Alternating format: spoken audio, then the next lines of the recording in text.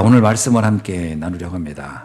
이 말씀은 제가 시온교회 주일 예배 때 함께 나눴던 말씀입니다. 이 말씀을 나누면서 우리 성도님들하고도 한번 이 말씀을 나눠야 되겠다, 이런 마음을 제가 가졌어요. 그래서 오늘은 제가 지난 주일 시온교회에서 전했던 메시지를 함께 나누려고 합니다. 오늘 말씀의 제목은 나의 복음입니다. 한번 따라합시다. 나의 복음. 너의 복음이 아니고 나의 복음입니다. 자, 나의 복음이란 말이 뭐냐? 복음이면 복음이지 또 나의 복음은 뭘까? 기록된 말씀을 로고스라고 합니다. 그렇죠? 이렇게 성경에 기록된 것을 우리는 로고스라고 그래요. 그래서 로고스, 그럼 말씀입니다. 근데 이 말씀이 내 안에 들어와서 이게 믿어지면 그때 이것을 레마라고 합니다. 그러니까 로고스와 레마는 말씀은 말씀인데 약간 달라요. 그러니까 이 말씀이 내게 적용된 것을 말하는 겁니다. 우리가 성령이라고 하는 것은 하나님의 영입니다. 근데 성령의 내주 하면 이건 다른 얘기예요. 그 성령이 내 안에 들어오는 겁니다. 그죠? 성령과 성령 인도는 달라요. 그 성령이 나를 이끌어가는 겁니다. 성령과 성령 충만은 달라요. 내가 사명자로 가는 겁니다. 이게 다른 거죠. 그래서 말씀은 이렇게 어마어마하게 많은데 이 말씀 중에 나의 말씀이 있는가 하는 겁니다. 여러분 어떻습니까? 여러분의 인생을 이끌고 가고 있는, 여러분의 인생을 완전히 축복의 길로, 응답의 길로 이끌어가고 있는 말씀이 있는가? 그게 나의 말씀이에요. 이 말씀이 없는 사람은 그냥 관객에 불과한 겁니다. 여러분, 수박을 보는 것과 수박을 먹어보는 것하고는 달라요. 그렇죠? 그러니까 남 얘기를 듣는 것과 그 이야기의 주인공이 내가 되는 건 다른 얘기예요. 저는 그래서 나이를 먹어가면서 그런지 몰라도 영화를 별로 안 좋아합니다. 영화 안 좋아해요. 영화가 별로 관심이 없더라고요. 왜? 허구예요. 내 얘기가 아니야. 남 이야기고 감독이 해놓은 그냥 그 픽션의 이야기니까 별로 그게 이제 재미가 없더라고요. 그리고 지루해요. 시간이 아깝고. 나의 이야기가 아니니까요. 요즘 그래서 차라리 동물 이야기 같은 거 봅니다. 다큐멘터리 이런 거. 사자, 뭐 이런 거. 악어 나오는 거, 이런 거. 차라리 그거는 리얼한 사실이니까.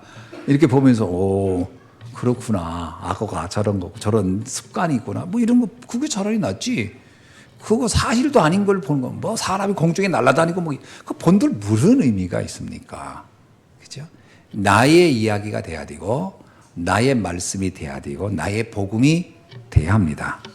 자, 오늘 본문에 보니까 세 가지가 나의 복음이 돼야 돼요. 하나는 뭐냐? 영세전에 기록된 말씀, 영세전에 있어 준비된 복음이 지금 나의 복음이 돼야 돼요. 아멘?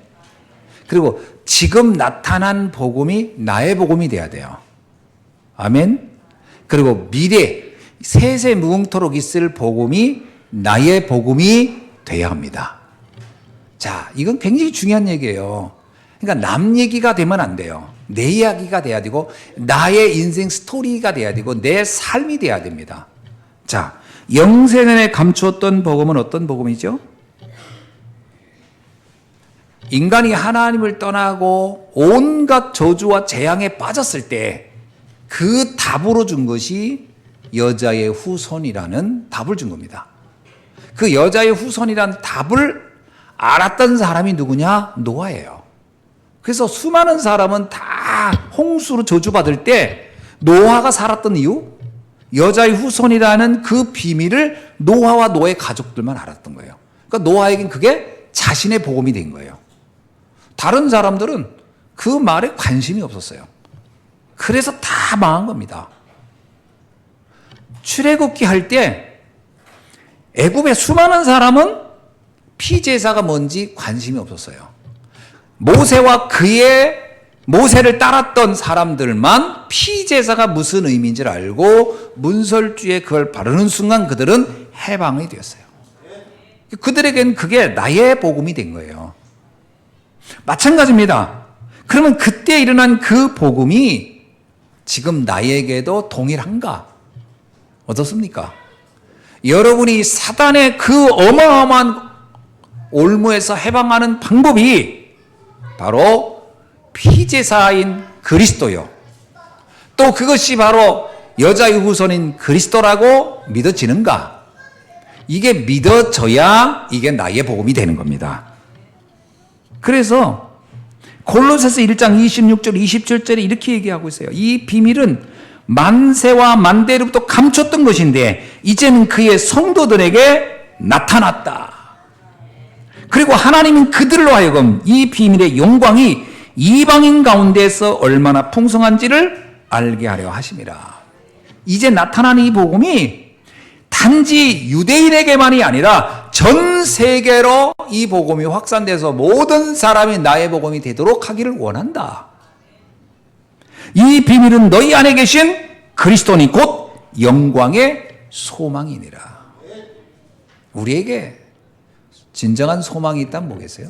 바로 그리스도입니다. 그래서 이 말씀이 나에게 사실적으로 믿어져야 돼요.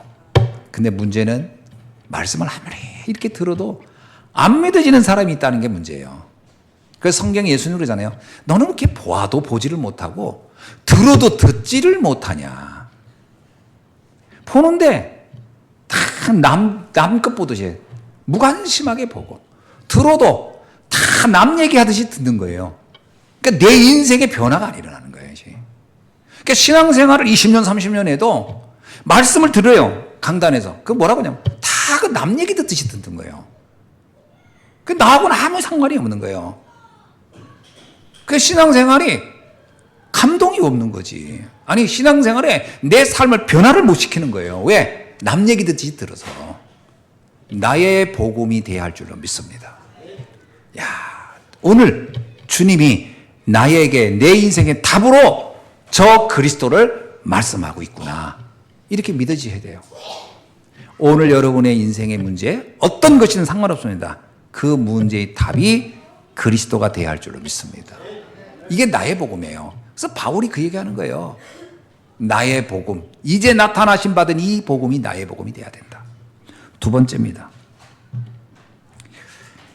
이제 나타나신 받은 그 복음이 나의 복음이 돼야 돼요. 이건 뭐냐면 자, 우리가 지금 복음을 듣는단 말이에요. 아까 그건 기록된 말씀입니다. 기록된 말씀이 내가 믿어져야 돼요. 아멘이죠? 아니 영세전에 감췄다는 얘기는 성경에 기록된 걸 말하거든요. 그러니까 기록된 말씀이 믿어지는가? 두 번째는 지금 듣고 있는 말씀이 믿어지는가요? 여러분이 지금 예배 드리잖아요? 예배를 왜 드리죠? 이 시간에? 말씀이 나의 말씀으로 믿어지기 위해서 그 말씀을 내 인생을 바꾸기 위해서 오는 거예요. 아멘이죠? 그래서 오늘 말씀을 듣는 게 그렇게 중요한 거예요. 그러니까 기록된 말씀만 믿는 것도 중요한, 그것이 나의 믿음으로, 나의 말씀으로 믿는 것도 중요한데 들려진 이 말씀이 지금 나에게 믿어져야 돼요. 데살로니가 전서에 이런 말씀이 있어요. 한번 우리 다 같이 봅시다. 데살로니가 전서 2장 13절을 한번 보세요. 뭐라고 나오죠? 우리 다 같이 읽어봅시다. 시작. 이러므로 우리가 하나님께 끊임없이 감사함은 너희가 우리에게 들은 바 하나님의 말씀을 받을 때에 사람의 말로 받지 아니하고 하나님의 말씀으로 받음이니 진실로 그러하도다. 이 말씀이 또한 너희 믿는 자 가운데서 역사하느니라. 아멘. 자, 잘 들어보세요. 구약 성경은 그때 당시에 기록된 말씀이에요. 맞죠? 그렇죠? 예수님 당시 또 이 바울 사도가 있을 당시에 기록된 말씀이라고 하는 것은 구약 성경을 말하는 거예요. 자, 구약 성경을 통해서 나의 복음이 되어졌느냐? 이거 굉장히 중요한 겁니다. 유대인들이 그거를 나의 복음으로 믿지 못한 거예요. 또 하나, 바울이 말하는 거예요. 지금 내가 너희들한테 전하는 메시지, 지금 내가 전하는 메시지도 하나님의 말씀으로 믿어지느냐? 그 얘기입니다. 지금 메시지입니다. 우리가 참 신앙생활을 이상하게 하는 사람도 있어요. 뭔지 알아요? 성경만 하나님 말씀이라고 믿는 거예요. 그러나 강단에서 선포되는 말씀은요, 안 믿어. 저건 뭐 강한국 목사가 하는 얘기지. 이렇게 믿는 경우도 있거든요. 근데 바울이 말하잖아요. 지금 내가 너희들에게 말한다. 그건 바울 시대로 돌아가 보세요. 유대인들이 말하는 거예요. 구약 성경만 가지고 하나님 말씀으로 믿지 말고 지금 내가 너한테 보내는 이 메시지, 지금 전하는 이 메시지도 하나님의 말씀을 음성으로 믿을 수 있느냐. 믿으면 너에게 역사가 일어나느니라. 그래야 예배가 살아나는 거예요. 그래야 예배의 의미가 있는 거예요. 아니, 성경 읽을 때는 하나님 말씀이네. 설교 들 때는 저건 뭐 강욱 목사 말이네. 그 신앙이 문제가 있는 거예요. 그거. 바울이 인격이 훌륭했기 때문에 그 말을 하나님 말씀으로 들으라는 얘기가 아니에요. 하나님의 뜻을 전달했기 때문에 하나님 말씀으로 믿으라는 거예요. 이게 안 되는 사람 많아요. 예배 시간에 관심이 없어. 예배 시간에 집중도 안 되지. 예배 시간에 졸고 있지. 예배 시간에 딴 생각하지. 왜 그러죠? 하나님의 음성으로 들려지지가 않는 거예요. 자기 귀에는. 그냥 사람 소리로 들리는 거예요. 사람 소리로. 저는 이번에 계속 집중 훈련하면서 재미난 표현을 하나 배웠어요. 곽의세 목사님이 예배 때마다 외치더라고. 말씀은 귀로 듣는 게 아니고 눈으로 듣는 겁니다. 귀만 열고 있으면 절대 말씀 안 들어갑니다. 눈을 열고 보세요. 그 얘기를 계속해요. 눈으로 말씀 듣는 겁니다. 그래서 성경에 나오잖아요. 보아도 봐야 되고 들어도 들어야 되는 거예요. 보고도 믿고 들어도 믿어야 돼요. 그래서 나를 봐야 돼요. 목회자 메신저를 안 보죠? 말씀 절대 안 들어갑니다. 한번 생각해보세요. 눈 감고 들어보세요. 눈 뜨는 순간 다 잊어버려요. 학교 공부하는 애들 중에 눈 감고 듣는 애들 있죠. 걔 공부 절대 못합니다. 성적이 안 나와요. 눈 감고 선생님 말 들어보세요. 눈 뜨는 순간 뭔 얘기지?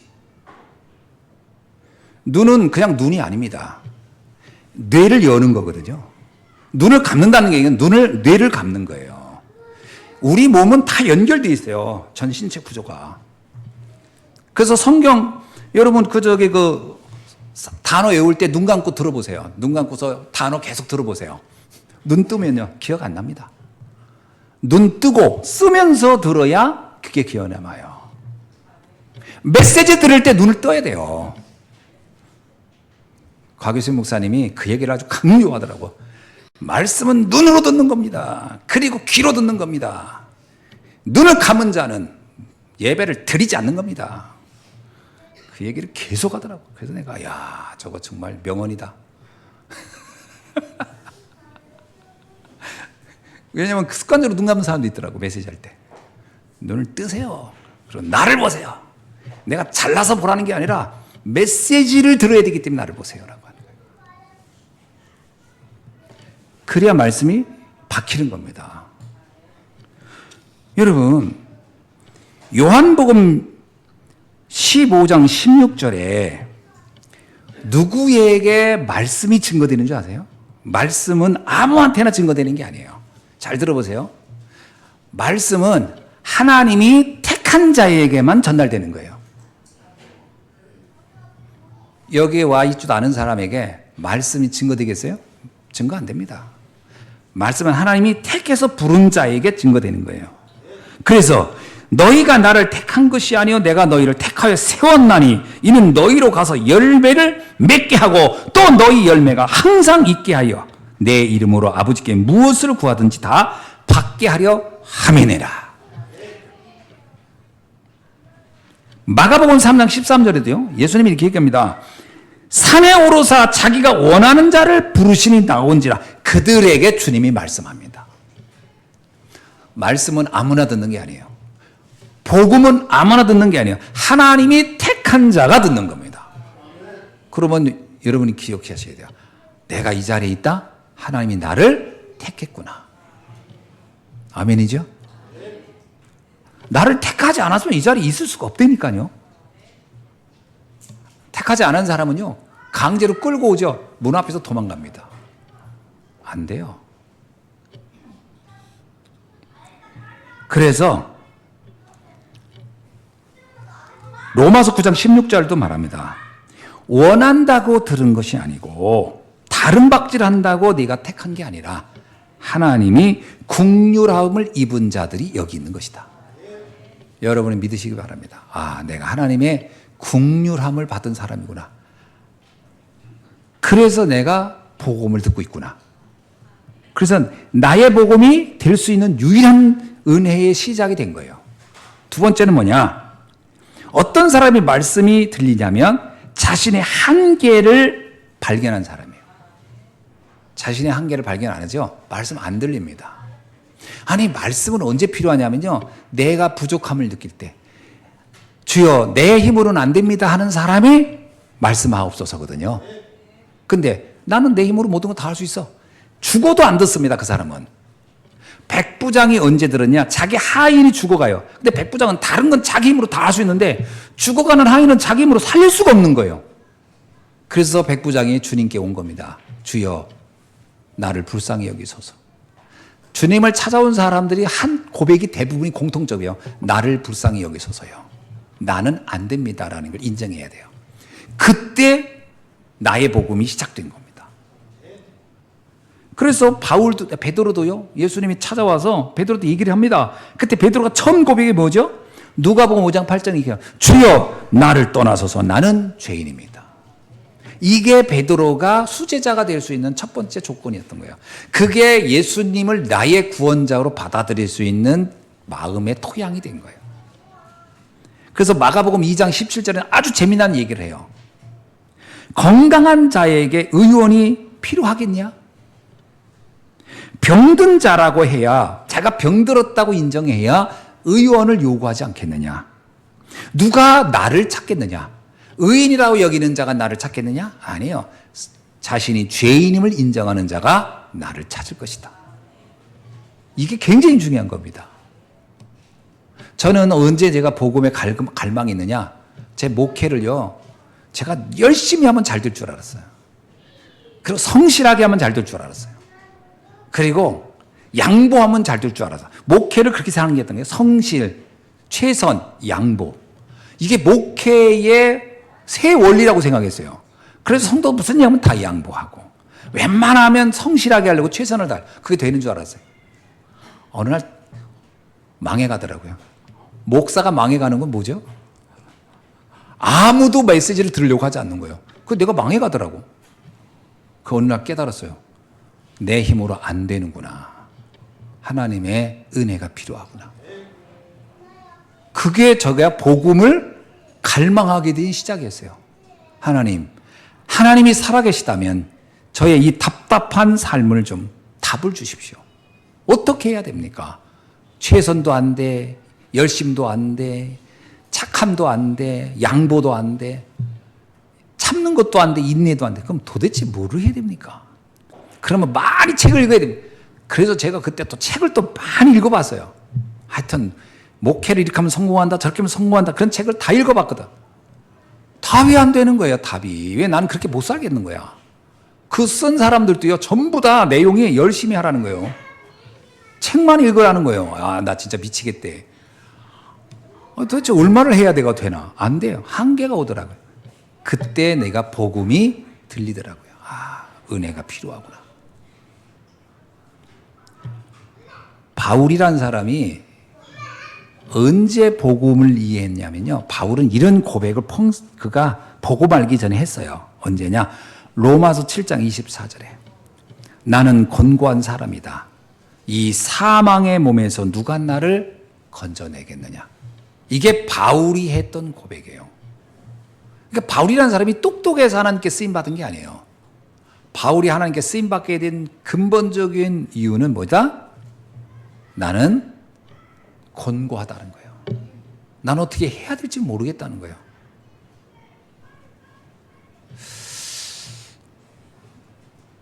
저는 그래서 이번에 그 얘기도 했습니다. 거기 아르메니아 사람들이 주로 다 구성되어 있고 그래서 여러분들이 여기 왜 왔냐? 그래서 여기 왜 왔겠냐? 여러분이 만약에 이 모스크바에 와서 러시아에 와서 돈도 어마어마하게 벌고 잘 나간다 그러면 과연 여기 앉아 있겠냐? 여러분 인생이 여러분 마음대로 지금 모든 게 다 풀리면 여기 와 앉아 있겠냐? 여러분이 뭔가 인생에 답답함이 있으니까 여기 와 있지 않겠냐? 그게 축복이다. 그 얘기를 했어요. 그게 여러분의 인생을 바꿀 것이다. 그러니까 우리가 우리 자신의 한계를 인정할 때 나의 복음이 시작됩니다. 여러분 말씀을 듣는다고 무조건 다 믿어지지 않아요. 그렇죠? 여러분 들으면 다 믿어지던가요? 안 믿어져요. 언제 믿어지냐? 내 힘으로 아무것도 할 수 없다고 할 때. 그때 주여 주의 능력이 내게 필요합니다. 그때 믿어지기 시작하는 겁니다. 나의 복음은 그때 되는 거예요. 자, 세 번째입니다. 세세 무궁토록 있을 복음이 나의 복음이 돼야 돼요. 그럼 세세 무궁토록 있을 복음은 뭘까요? 이 복음은 과거와 현재와 미래가 그 능력이 동일해요. 그게 믿어지는 거거든요. 자, 복음은 과거에 있던 사람들, 잘 보세요. 수천 년 전에 있던 사람들에게 답이 되고 오늘을 살아가는 사람에게도 답이 된다면 이 복음은 미래를 살아가는 사람에게도 답이 될 것이다. 이게 믿어져야 돼요. 그래서 인생 문제는요, 사람의 문화와 삶의 패턴은 다 다르지만요, 인생의 근본 문제는 똑같아요. 옛날에 소동파가 쓴 시를 봤거든요. 삶이 왜 이렇게 고달프던가. 소동파 시. 인생은 왜 이렇게 내 뜻대로 안 되는가. 뭐 이런 시도 있어요. 내가 그래서 이거 소동파나 우리나 똑같구나. 여러분 그게 중국 사람이냐 한국 사람 아무 상관없어요. 러시아 사람이 쓴 시를 보세요. 거기 똑같아요. 글을 읽어보세요. 똑같아요. 인생은 다 똑같아요. 문화가 다르다고? 그거는 먹는 음식이 다를 뿐이지 인간의 본성, 본질적 영적 상태는 똑같다. 그러면 2000년 전 사람이도 2000년 전 사람이 쓴 책 읽어보세요. 야, 어떻게 나하고 생각이 같지? 이럴 겁니다.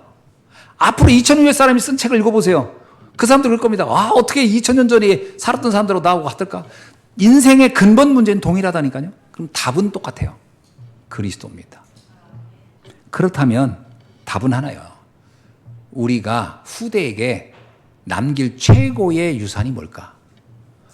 여러분의 후대들이 우리 나이가 됐을 때 그들이 우리처럼 인생을 살아갈 때 똑같은 고민을 할 거라는 걸 우리가 예상하지 않습니까? 그럼 그들에게 답을 줘야죠. 지금 글 몇 자가 답이 되지 않는다는 건요, 우린 너무나 잘 알잖아요. 돈 몇 푼이 인생에 답이 되지 않는 건 우린 너무 잘 알잖아요. 뭐가 답일까? 돈을 가지고 있어도 우울증에 걸려서 무너지는 사람, 돈이 있어도 절망하고 자살하는 사람, 성공해서 좌절하고 무너지는 사람 수도 없이 많아요. 사람 때문에 상처받고 이런 일들은 막 끊임없이 일어나잖아요. 그들에게도 어떤 상황에 가든지 이겨낼 수 있는 답을 알려줘야 돼요. 이게 세세 무궁토록 있을 복음이 나의 복음이 되는 겁니다. 이 복음이 답이 된다면 우리 후대에게 이 복음을 각인시키는 것 외에는 다른 방법이 없다. 그래서 요한복음 21장 15절로 17절에 보니까 예수님께서 베드로에게 말해요. 내 어린 양을 먹여라. 후대 키우라는 거예요. 왜? 그들에게도 복음이 답이라는 거예요. 베드로가 그 말을 알아들어요. 해야 되는 거예요. 우리가 후대들을 위해서 이거 해야 합니다. 그래서 사실은 금토일 시대 열어야 돼요. 그리고 셋들 있는 교회 열어야 돼요. 참 저는 그 이구루 목사님 만나고 또 한 번 도전되는 거예요. 그분이 그러더라고요. 자기가 지난번에 그 이구루 목사님 누군지 아시죠? 러시아 목사님. 이분이 그러더라고요. 자기가 코로나 때 코로나 걸려가지고 죽게 됐대요. 근데 러시아에서는요. 그때 당시에 아마 우리도 알지만 접종하는 약 이런 게 별로 이렇게 신통치가 않아가지고 거의 대부분 견디다 죽었거든. 자기가 중환자실로 갔대요. 자기 주변에도 코로나 걸린 사람들이 나이가 70이니까요. 내 주변에 코로나 걸린 사람들이 있는데 이 사람들이 다 몸부림을 치면서 소리치더래요. 살려달라고 막 살려달라고 막 이 사람들이 막 의사들한테 그 의사들도 어떻게 할 길이 없는 거예요. 뭐 딱히 약이 없으니까.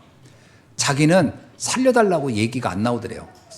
그래서 자기는 가만히 있었대요. 너무 아픈데 가만히 있었대. 왜냐? 이게 뭐 살려달라고 해서 살릴 수 있는 그런 상황도 아니잖아요. 가만히 있었는데 갑자기 자기가 회개가 되더래요. 아, 내가 이렇게 죽을 수 있구나. 그래서 회개를 했는데 어떤 회개를 했느냐? 전 그 얘기 듣고 많이 생각했어요. 자기가 무슨 회개를 했냐면 하나님이 내게 맡겨진 사명이 있는데 이 사명을 제대로 하지도 못하고 지금 죽으니 너무 죄송하구나. 너무 죄송하구나. 그게 회개가 되더래요. 그래서 누워서 그랬대. 하나님, 제가 너무 부끄럽습니다. 저한테 준 사명이 있는데 이거 제대로 하지도 못하고 이렇게 죽게 되니 너무 죄송하다. 그걸 회개했대요. 근데 신기하게도 자기가 그렇게 하고 난데 자기를 일반 병실로 옮기더래요. 거기서 그 얘기는 안 했지만 소리친 사람은 다 죽었을 것 같아. 아니, 저번에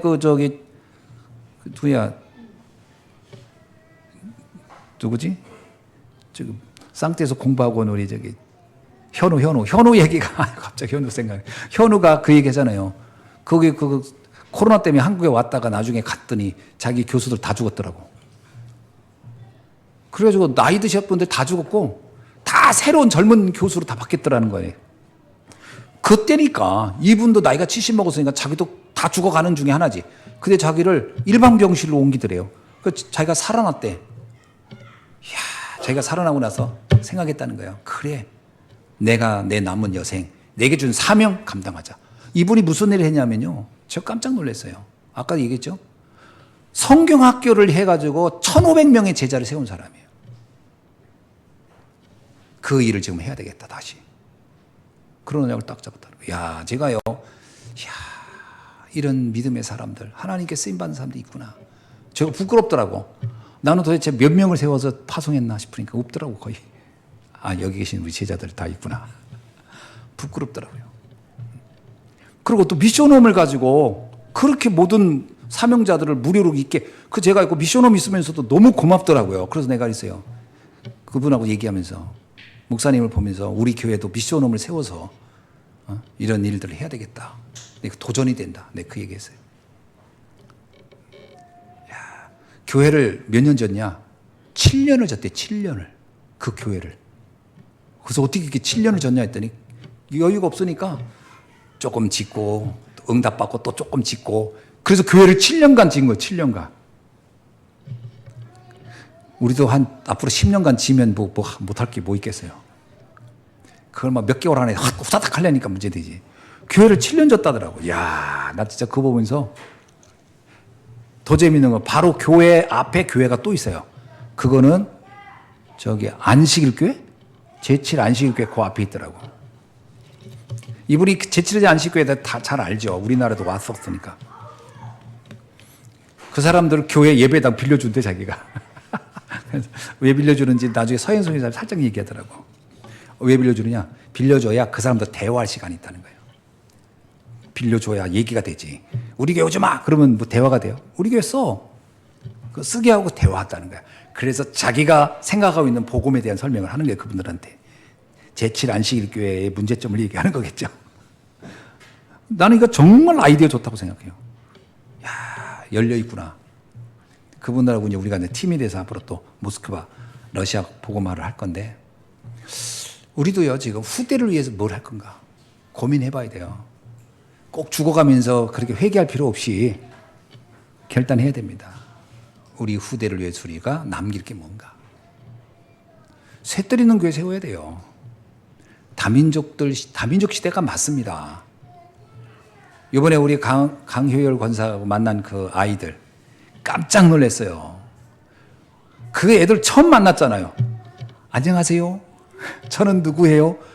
한국말 대부분 해요. 어떻게 이렇게 하냐? 그랬더니 드라마 보고요. 드라마 보고 그냥 스스로 공부했다는 거예요. 우리하고 대화가 된다니까? 그러면서 그 중에 한 아이가 자기 꿈이 한국 가는 거래요. 한국. 우리 너무 잘 알잖아요. 한국 가면 걔 어디 있겠어요? 네, 그래서 너 천안으로 와라. 너 한국 오면 천안으로 와라. 그리고 우리 교회 와라. 그럼 우리 교회 미션홈 있어야 할 거 아니에요. 그러니까 보니까 다민족 시대가 맞다니까요. 그렇게 그래도 공부 열심히 해가지고 교환 학생으로 갈 거라는 거야, 한국에. 그래, 해라. 그러면서 자기 엄마가 설득 좀 해달라고. 자기 엄마, 그지? 엄마 설득해달래. 엄마가, 야, 네가 지금 한국을 왜 가려고 하는데 이런 거 부모는 잘 모르니까. 그래서 자기 엄마 좀 설득해달라고 우리 강권사한테 부탁하더라고요. 우리 강권사가 또 만나가지고 또 뭐라고 했던 것 같아. 그 엄마가 그냥 웃더라고. 그냥 씩 웃더라고. 그 정도면요. 그 아이폰에, 그 엄마하고 요번에 참석해서 우리 말씀 들었으니까. 야, 한국 목사님들 말씀 듣고 나니까 은혜되죠. 그러니까 자기도 이제 안도가 되겠지요. 야, 한국에 보내도 상관없겠구나. 왜 한국에 아는 사람이 있으니까. 우리가 또 천안으로 오라고 했으니까. 여러분, 다민족 시대가 열린 게 확실해요. 아까 그 아이들 있죠. 그 아이들, 그 춤춘 애들. 걔들이 어떻게 만난 줄 아세요? 우리가 그 백화점이 그 붉은 광장 앞에 군백화점이라고 유명한 백화점이래. 그걸 그 관광 코스로 꼭 가봐야 된다더라고요. 그래서 우리 시간 잠깐 내가지고 붉은 광장 이거 하고 쳐다보는데 너무 춥더라고, 거기는 또. 그래서 거기 들어갔어요. 들어가서 가러 갔는데 애들이 막 뛰어오더니 우리 강원사 보고 한국에서 왔냐고. 우리 얼굴 보고 금방 알아요. 한국에서 왔냐고. 그렇다니까.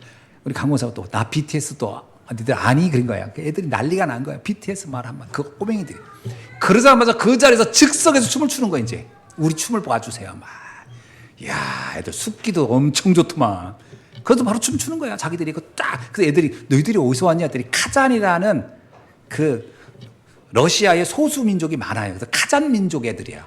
그 민족 애들이 모스크바에 댄스 경영하러 온 애들이야. 얘들이 댄스 경영하는 팀애들이야. 걔들이 와서 공연하고 잠깐 자들 또 바람 쐬러 나온 거예요. 그래서 우리 만난 거지.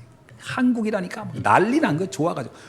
아니, 우리가 할아버지도 아니에요. 할아버지 앞에서, 야, 니들 한번 춤 좀 춰봐라 했더니, 예스, 바로 거기서 민족춤 추고, 한국 뭐, 케이팝 댄스 추고 난리도 아니에요. 그거 어디서요? 사람들이 다 다니는 백화점 한가운데서. 야, 남들이 보든지 말든지. 자기들이 막 노래 불러가면서, 그 음악 다 껐지만, 자기 나라 민속노래 불러가면서 추는 거예요, 지금 저게 막. 거기 보세요. 저쪽 사람들한테 막 이러는 게 사람이 있는 게 아니에요. 아무 데도 없는 데도 이러고 있는 거예요, 막. 이야, 나 진짜 걔들 깜짝 놀라서. 걔들이 막 우리하고 헤어지는데 막 아쉬워가지고 계속 쳐다보면서 막 이러면서 가는 거예요. 다민족 시대예요. 어린 애들이 더 해. 애들이 더 하다니까. 걔들이 나이가 12살, 11살 뭐 요렇게밖에 안 되는 애들이에요. 걔들이 더 하다니까. 그러면 다민족 여러분 지금 우리 나이를 생각하면 안 된다니까. 우리 앞으로 10년, 20년 생각해 보세요. 걔들이 한국에 얼마나 지금 오고 싶어 하는지 몰라요. 지금 우리가 만나는 얘들만 생각하면 안 돼요. 계속 올 거라는 거. 밀려올 거라는 거죠. 그래서 다민족 시대 준비해야 돼요. 새들 있는 교회. 또 하나, 마음의 병이 있는 사람들, 질병 있는 사람들을 어디 가겠어요? 교회가 아무것도 안 하니까 이 사람들이 템플스테이니 아주 절로 가요, 절로. 우리가 그들을 살릴 수 있는 답이 있잖아요. 그들을 살릴 수 있어야지. 교회가 그 일을 해야 됩니다. 자, 제가 보니까 야, 할 일이 너무 많다. 그리고 우리 후대들. 자, 이번 가면서 많이 느꼈어요. 야, 애들 데리고 우리 아이들 데리고 가서 좀 시야 좀 넓혀야 되겠다. 에? 이게 우리 나이 먹어서 가는 거는 그냥 관광이고요. 아이들이 가는 건 비전을 발견하거든요. 아이들 비전 발견해야 돼요. 아이들은 어릴 때 가면 자기 인생의 비전을 발견하거든요. 야, 나 인생을 이렇게 살아야 되겠다. 그래서 아이들 좀 데리고 가야 되겠다 싶은 생각이 탁 들더라고요. 셋들 있는 교회 반드시 응답받아야 할 줄로 믿습니다. 굉장히 중요해요. 우물한 개구리처럼 키우면 절대 안 돼요. 천안스러우면 안 돼요. 내가 가장 답답한 게 뭐냐면 천안이라는 그 한계를 못 벗어나는 게 천안. 서울만 가도 사람들이 생각이 좀 다르잖아요. 세계로 나가야 됩니다. 전 세계를 봐야 돼요. 237, 5천 종족이 우리를 기다리고 있어요. 말씀을 맺습니다. 복음이 나의 복음이 되어야 하는 이유가 뭘까요? 오늘 답이 나옵니다. 뭐라고 나오냐면요. 26절에 이렇게 말씀해요. 이 복음은 모든 민족이 믿어 순종하게 하려는 것이다. 모든 민족을 살리기 위해서. 그래서 나의 복음이 돼야 돼요. 다른 길이 없습니다. 두 번째는 뭐냐? 이 복음으로 너희를 능히 견고하게 할 것이다. 우리는 다른 것으로는요, 인생 제대로 못 삽니다. 이런 말 들으면 상처받고 저런 상황 되면 무너지고, 인생이 매일 상처받고 무너지다 가겠습니까? 세상에 그렇게 불쌍한 사람이 되겠습니까? 누가 무슨 말 한마디 하면 무너지고, 어떤 환경이 좀 바뀌면 절망하고, 어떻게 이 한 번 왔다 가는 인생에 매일 상처만 받다 가겠습니까? 너무 불쌍하지 않아요? 내 자신에게? 나에게 생각해봐야 돼요. 내 인생이 그럼 매일 상처만 받다 가겠냐? 안 되죠. 누리다 가야죠. 하나님의 나라를 누리다 가야죠. 나를 행복하게 할 수 있는 것은 딱 하나예요. 돈이 아닙니다. 돈은 잠깐이에요, 여러분. 명예도 아니에요. 권력도 아닙니다. 대통령들 보세요. 대통령들 대단한 것 같지만 좀 있으면 다 감옥 가고 막 난리도 아니에요. 저거. 아무것도 아니에요, 저거. 국회의원? 그거 잠깐입니다. 그만두세요. 잘못하면 쫄짝 망해요. 그거 또 계속 된다는 보장도 없고. 다 모든 건 일시적인 거예요. 복음만 영원한 겁니다. 그거로 나를 견고하게 붙잡아야 돼요. 내 인생을 행복하게 만들 수 있는 것은 복음이에요. 그거 있으면 감옥에 가도 감옥이 천국이 됩니다. 그죠? 내가 권력을 가졌다? 그 권력에서 권력 투쟁하면서 죽어가는 게 아니고 살리는 자가 돼요. 요셉 보세요. 감옥에 있으나 노예로 가나 그는 천국을 누렸어요. 총리가 돼도 천국을, 여러분 총리가 되면 천국 되는 게 아닙니다. 권력자는 더 많은 경쟁자와 더 많은 질투를 받는 거예요. 그게 저주, 그게 천국이겠어요. 근데 요셉은 달랐어요.